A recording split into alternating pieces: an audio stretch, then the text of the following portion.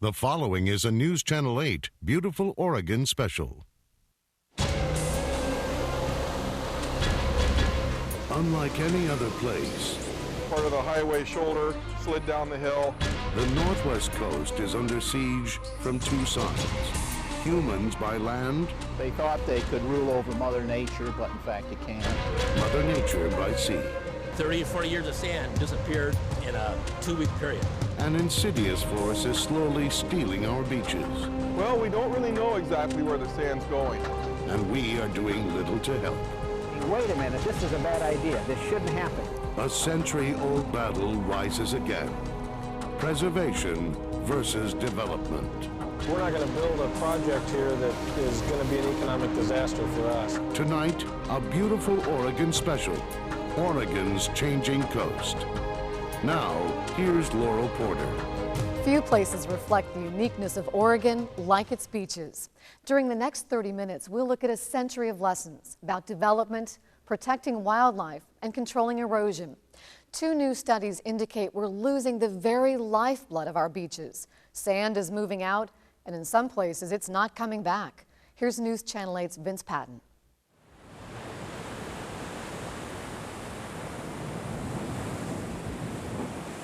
We pay attention when the storms hit. When the power and the fury of the waves force their way in and steal on their way out. But the thief of tides now appears to be striking more often. As a young surfer, Kurt Peterson remembers Moolock Beach covered in sand. We're walking on what used to be beach, and we see these rock exposures now more frequently. Now, as professor of geology for Portland State University, Peterson believes that on the northern coast, we are losing sand on a much more substantial scale than ever before.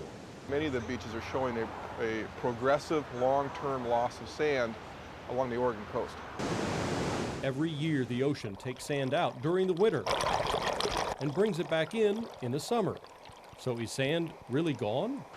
Erosion at Beverly Beach has eaten away chunks of Highway 101. This particular slide has occurred in the last 5 years, so it's fairly young. Bedrock at Moolock Beach sits exposed for the first time in memory. Now it's a very narrow strip of sand, and importantly, bedrock, which used to be covered in the summertime when the sand moves on shore, is now exposed even during the summertime. And at Nescoin, an ancient forest of 2,000-year-old tree stumps now stand uncovered. 2,000 years, this was covered by sand. Now, there's that much sand is gone, and previously it was more than that, or less than that. Assistant OSU professor Roger Hart says some of the stumps have appeared before, but never this many. And barnacles could not have lived on these when they were buried under the sand. So what's new is the extent of it. It's never been exposed to this degree in the past, and these barnacles show that it's never been exposed to this extent for over 2,000 years. Scientists have recently identified another change off of Oregon's coast. The power of the relentless waves has increased because the waves are taller, not just by a few inches. Data from deep water buoys shows that the average wave height is now 4 feet higher than it was 25 years ago. I think we're in a position of being able to predict areas of erosion. Retired Professor Paul Comar did that study, yet despite the higher waves, he doubts that the sand is gone. Certainly, within the last 5 years, we've lost a lot of sand from the dry part of the beach, but it's right out there. And come back in 10, 15 years, unless the waves continue to get bigger and bigger, it'll come back on again. Another group of scientists led by the U.S. Geological Survey is also investigating erosion hotspots in northern Oregon and southwest Washington. They are mapping beaches using an amphibious vehicle called the Clamor. We take data points the entire way, and then we come back and repeat basically what we just did, but we just go a little bit lower on the beach. And we take all that data and we run it through a gridding program, and we're able to reconstruct a surface of the beach. Their study still hasn't drawn conclusions, but it has found evidence that something is blocking the sand supply for our beaches. One prime suspect, the dams on the Columbia River. For 60 years, they've blocked the flow of sediment downstream, which would normally wash out to the ocean. Another, seawalls and riprap. They save buildings, but just as they keep cliffs in place, they prevent the cliffs from slowly breaking down naturally. We've just realized the significance of that sand source in the last few years. And dredging. The Army Corps keeps digging sand out of bays and the mouths of rivers to help ships. When that sand is dredged out of the harbor and put off to the continental shelf, and it's in too deep of water to be brought back on shore, that's effectively mining the beaches. If the theories are right, Oregon's northern beaches may look far different in the future. That as the sand is lost from the beaches will convert from broad, sandy beaches to rock beaches. And that is, I think, of very great interest to the public. Despite studying decades of shifting sands, some wonder if we've learned our lessons about where to build. And history is repeating itself and has it, and there's just no reason to think this is some sacred protected spot. So it's going to happen. Coming up, the risks of developing land that won't stay put.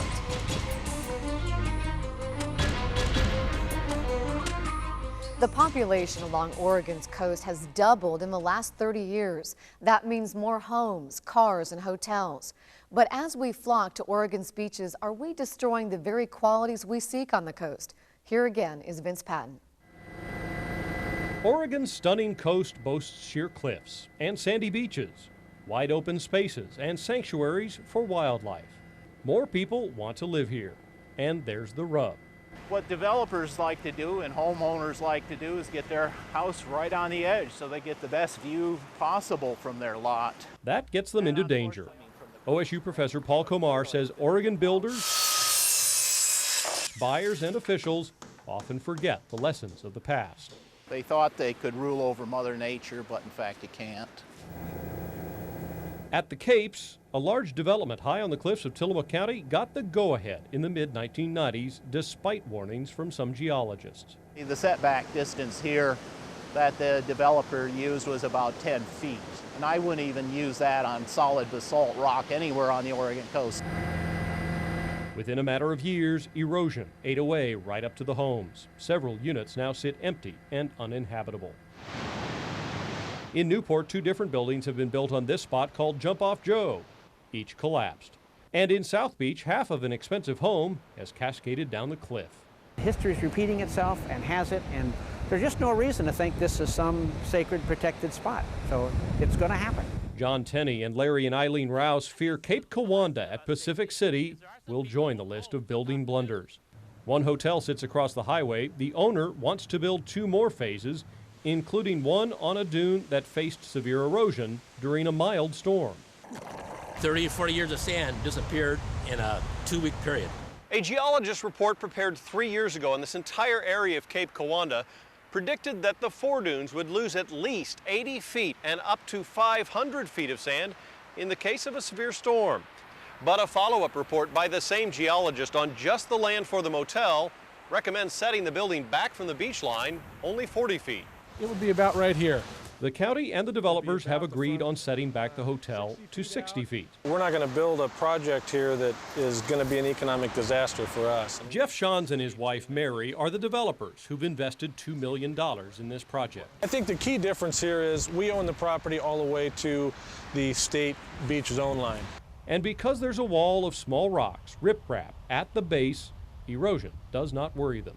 The stability issue is really not at issue. It meets the ordinance, and the project was approved with a 60-foot setback. What we've seen is a tremendous amount of effort and resources aimed at taking away our property rights, stopping us from being able to build on a piece of oceanfront, commercially zoned property. Riprap usually does protect dunes from erosion, but scientists also believe it increases erosion at the point where the riprap ends. Riprap will focus the wave action on the end. So these people have protected their houses, but they passed the buck to the houses next down the line. Plus, many think nonstop beach armor is ugly. We actually have a term for it, New Jersification, because the north coast of New Jersey is one massive seawall revetment, one after another. At Cape Kiwanda, opponents fought the case all the way to an appeals court, which ruled in favor of the developer. The hotel can be built, though owner Jeff Shans is willing to sell part of the land to anyone who wants to preserve the beach at full market price. The power to control development sits in local hands. And most of those laws have not changed in 30 years. It's getting to a point where we need to start thinking about it, and we need to start planning, because the cost to public is increasing every year. The coast economy naturally relies on fishing, but now there's a plan that might put some waters off limits to protect fish and fishing jobs for the future. We've designated some wilderness on land, but in the ocean, it may be that it's time to do it there also. We'll explore that idea coming up. One thing sets Oregon's coast apart from every other beach in the country. The entire length is open to the public. And as Vince Patton shows us, that's because of the work of two maverick Oregon governors. One major achievement sets Oregon apart from the rest of the country. No other state can boast that the entire coastline is public. The man who left that astounding footprint served only one term as governor, Oswald West. A few years ago, his daughter recalled his passion. He loved this state, and he didn't want anybody to fiddle with it. In 1913, the prickly Governor West pushed through a law declaring the entire coast a public highway, open to horseless carriages. His cunning strategy gave the beaches to the Highway Commission, which he later recalled in a rare interview. I wanted to get them in the hands of a board that had no power to sell. West was speaking to a reporter named Tom McCall, who later went on to legendary heights as governor himself. We must respect another truism, that unlimited and unregulated growth leads inexorably to a lowered quality of life. In 1967, McCall cemented the sanctity of Oregon's public beaches, all because the Surf Sand Motel in Cannon Beach tried to fence off the sand for its own guests. Tom McCall was fighting mad, declaring that local selfish interests should not be allowed to impair the birthright of our people. 2 months after grandstanding on this spot, he signed the beach bill, preserving forever Oregon beaches as open to the public. I think whoever occupies this office has to be vigilant in terms of enforcing the concept and the spirit of what McCall and Oswald West did. John Kitzhaber now holds that office. The governor says he upheld their legacy when the developers at the Capes asked him for an emergency order to build a retaining wall. I refused to do it simply because I didn't want to set that precedent. If you do it there, you're going to do it up and down the beach, and that begins to erode this concept of public beaches. Tom McCall? Yes, sir. I've heard that. In Tom McCall's eyes, smart growth meant controlling what he called coastal condomania. But there is a shameless threat in our environment and into the whole quality of our life, and that is the unfettered despoiling of our land. Two prickly governors, separated by decades, acted in unison to preserve 400 continuous miles of ocean beach for the people of Oregon. Although Oswald West and Governor McCall made enormous contributions, those contributions will not last unless all of us each day make a commitment to the Oregon we know and love. Oregonians aren't the only ones with a stake in the future of our beaches. Birds and animals depend on us to protect their habitat. One very new idea might be to designate wilderness areas in the ocean. Here again is Vince Patton. The Oregon coast can boast it is home to twice as many shorebirds as California. 1.2 million birds lay eggs and raise their young along Oregon's shores. That points to healthy waters full of food. Except some fish in those waters aren't in nearly as good shape as the birds. They're overfishing, there's no doubt about that. We don't have the tuna we had 15 years ago. We don't have a third of the tuna we had then. Overfishing is taking its toll. The population of 7 kinds of groundfish is now less than 25% of their numbers when Lewis and Clark reached the Pacific. Well, it's very important. These 7 species have been the backbone of the groundfish fishery over the past 15 years. At the direction of the federal government, fishery managers are studying a new means of restoring the web of life, creating underwater Yosemites. We've designated some wilderness on land, but in the ocean, it may be that it's time to do it there also. Carolyn BAUMAN is with Oregon Shores Conservation Coalition, a group strongly supporting the idea of marine protection areas. In those zones, fishing would be restricted or even banned. We believe that the Pacific coast off of Oregon would be such a place. And here's a lingcod. Lingcod is one of those groundfish facing dwindling numbers. Fisherman Terry Newport's catch is also down. This year, I'm down probably about half what I made last year. But, you know, you just got to keep plugging away at it. Newport knows fishing must be controlled to preserve fishing stocks, but putting even more waters off limits scares him. I think it's going to kill us. I think it's going to put an end to the fishing. But Carol Cios, a veteran of the seas, thinks marine reserves make sense. That's a tuna. It's kind of reached a point to where they need some kind of control over it, but I don't know what the answer is. Supporters envision a series of zones off limits to fishing, scattered from Canada to Mexico. Sort of a network that would make it possible for the species to thrive and move between them. Where would such ocean wilderness areas be, and how large? That's all still in the study stage. Very, very early. We at this point have just said we think it's a good idea, and we would like to explore it. Marine protection areas are coming, but they're about 2 years away. Sometimes it's the little things that make a difference. Coming up, some inspiring individuals who make preserving this treasure a daily habit. Oh, it's the most beautiful place on earth. We had a window of opportunity to move anywhere, and we picked this place.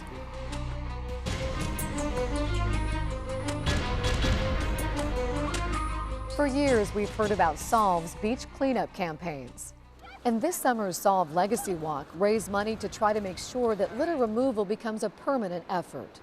But for some people who get far less attention, preserving these beaches is extremely personal.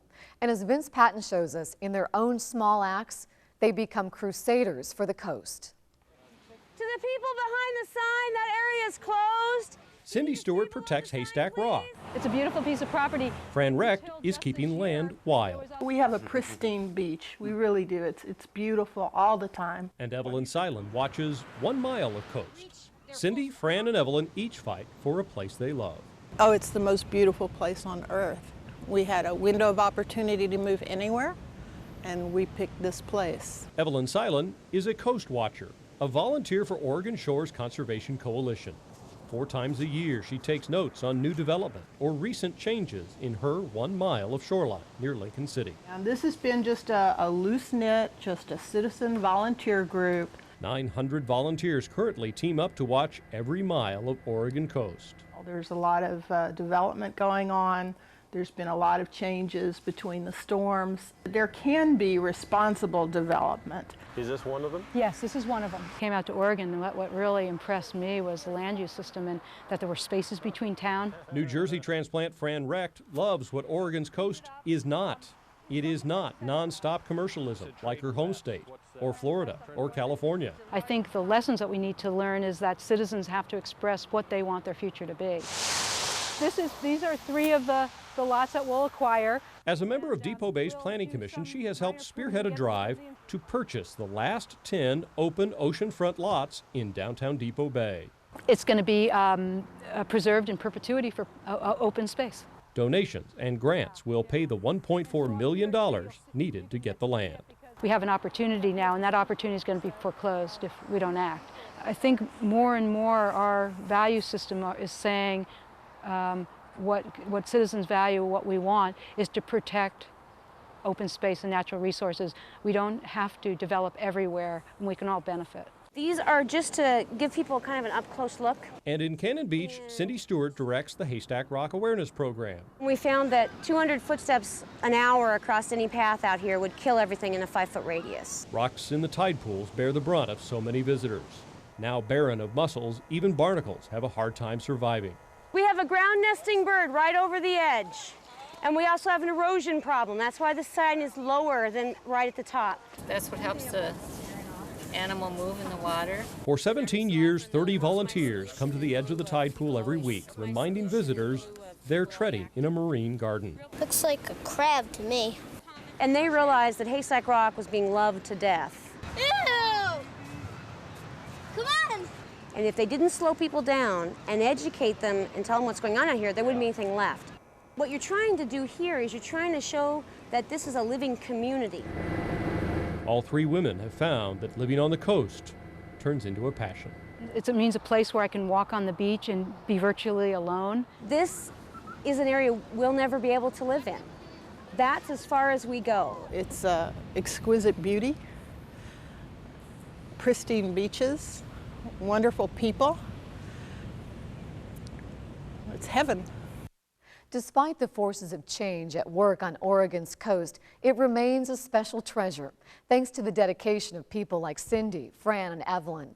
But whether it will stay that way ultimately depends on the choices we all make. I'm Laural Porter. Thanks for joining us.